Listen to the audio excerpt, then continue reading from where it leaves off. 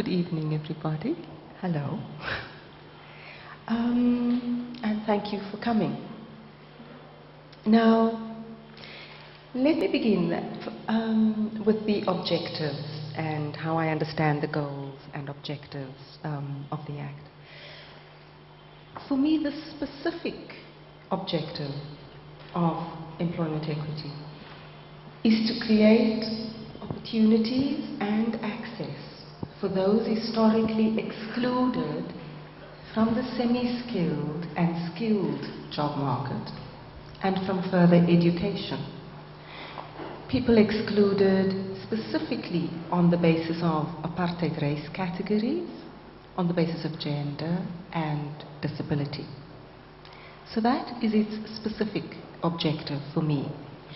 Its broader objective is to enable the successful use of such opportunities with a view to building a more socially just society and with a view to cultivating learning and work settings in which the experiences and voices of all of us who live in South Africa can be heard, valued, and also challenged.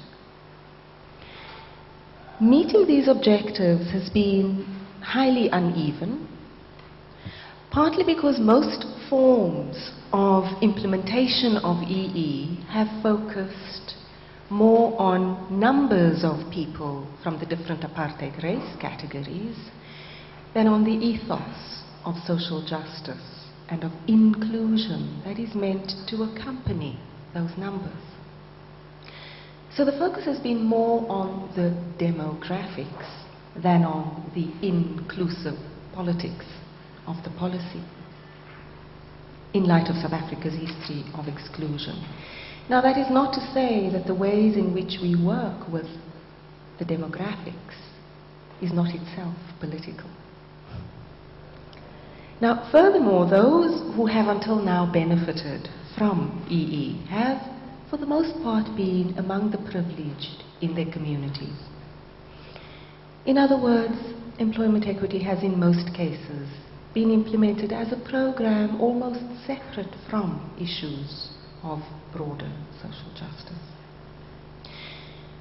And for me, one facet of the most effective way of realizing these goals, both equity and social justice, is to have a multi-pronged strategy that brings employment equity into alignment with issues of broader social justice, such as poverty, unemployment, access to services, and so on.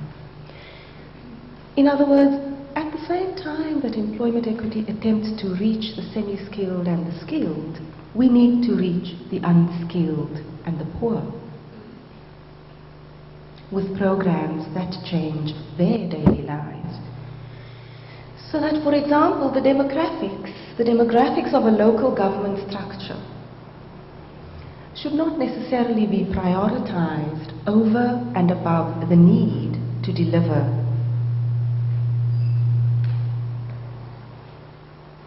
effective care and effective services to poor communities. In other words, you don't leave local government posts vacant and so leave communities without services if you can't find a black person or a woman or a disabled person to fill that post.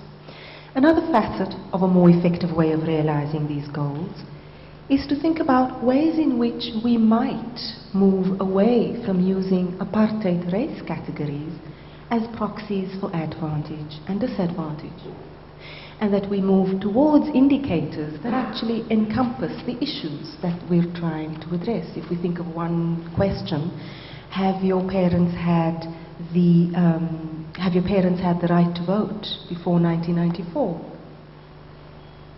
It's a very important question. And I'm going to close by saying that I think we need to change the approach based on what we've learned from both the positive and negative outcomes of the implementation of EE over the last years. And to use the terms of Adam Habib and Christina Bentley, this means moving away from what they call a nativist approach to employment equity toward a more civic approach. Thank you.